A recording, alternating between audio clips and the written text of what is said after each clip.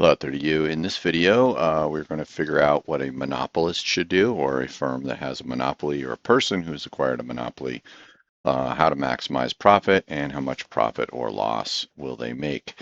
So you can do this by hand. If you want to pause the video, take a screenshot, solve it yourself, that's great. I am going to show you how to do it with Excel. So we've got the table there, and we're going to, I've already made this part of the table. And then we're going to fill in the numbers rather quickly. So let's fill in the prices. 18. Here's a trick with Excel. If you're writing a list, you can highlight your list and then it recognizes that you're counting down. And so what I did was I grabbed that little plus and I dragged it down. The quantities, oops, 1500. So 15,000 rather, sorry. 20,000. Okay, let's see if it recognizes the pattern here. Does. Just make sure that you have the right numbers there. If you want this to have commas in it, there's a highlight all this and you can hit that comma button there. We don't care about the decimals, so we can also hit this one here, decrease decimal twice. And now I've got those, looks really nice. And then all of these, I want these to be money like that. Now it's with change. If you don't want the change, you can hit that back on the decrease the decimal.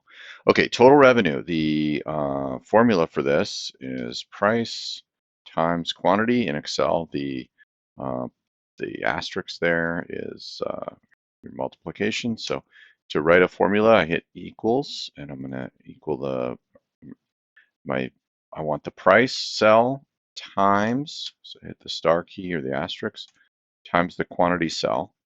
And I hit enter and it's $30,000. Now this is in money, so let's that money. Now it's too narrow, so we'll get a little bit wider.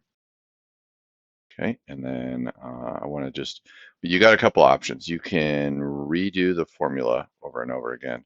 You could grab this little plus just like I did.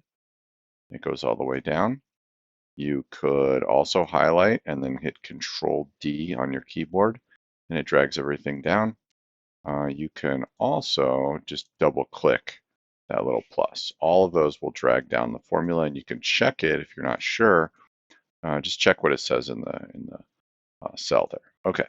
And we're not going to have a marginal, not going to have a marginal revenue there. It doesn't like the formula. I wasn't really writing a formula. You can change that to a text. I right clicked on that and then if I just tell it that it's text instead, now it's not going to be cranky about that.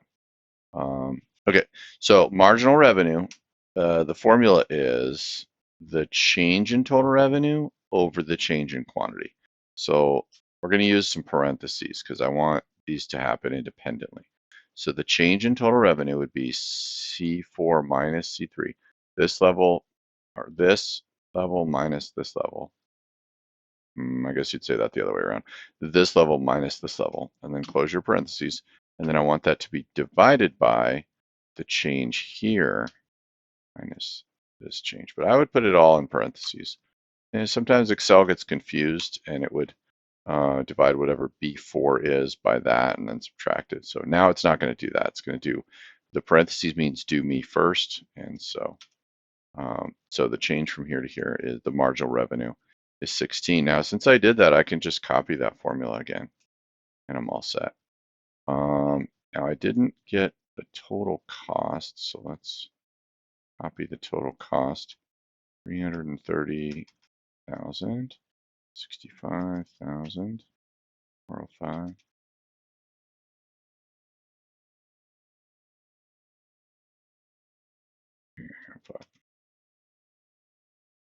I missed a 5 there.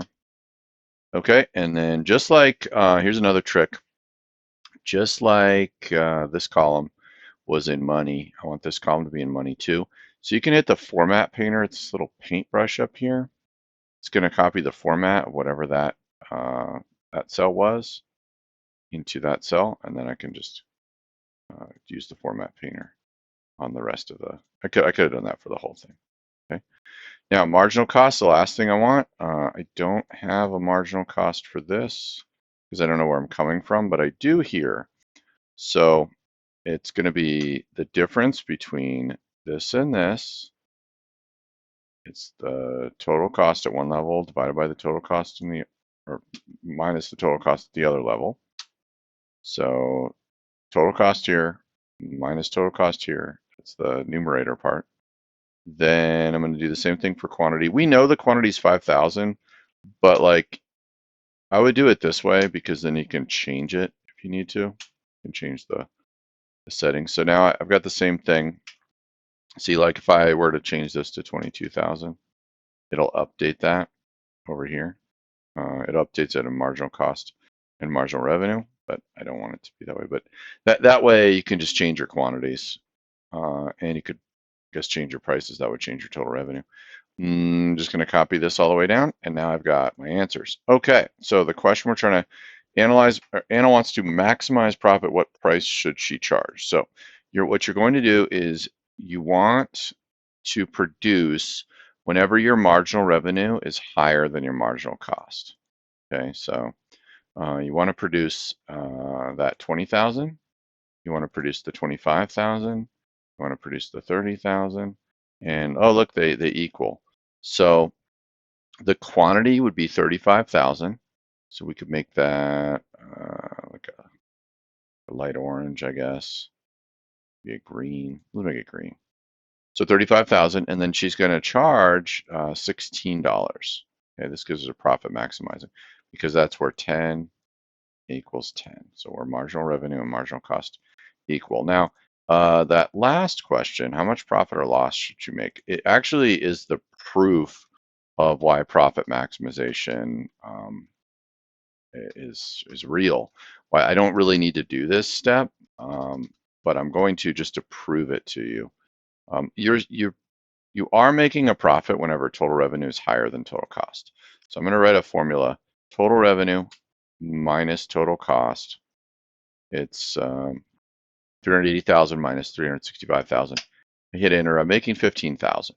Okay. Then I'm going to copy that formula all the way down, and I'm making more profit if I lower my price and sell 25,000.